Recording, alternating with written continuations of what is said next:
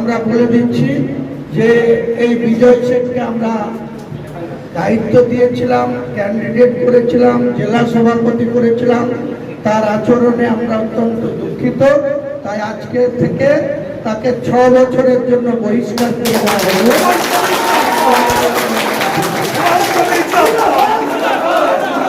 থেকে 6 বছরের জন্য তাকে বহিষ্কার করে দেওয়া হবে। আমাদের অনলাইনে আজকে আমরা ডিক্লেয়ার করে দেবো।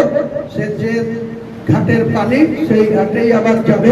আমাদের কাছে খবর আছে, যেখানে যাবে যাক, তাতে আমাদের কিছু দয়াও নাই, ময়াও নাই, আমরা তার প্রতি কোনো প্রতিহিংসাও নাই। কিন্তু এই ধরনের ঐধত্য আচরণ আমরা লাইফে মুখ্যমন্ত্রীর কাছে সহ্য করিনি, তো বিজয় সহ্য করব।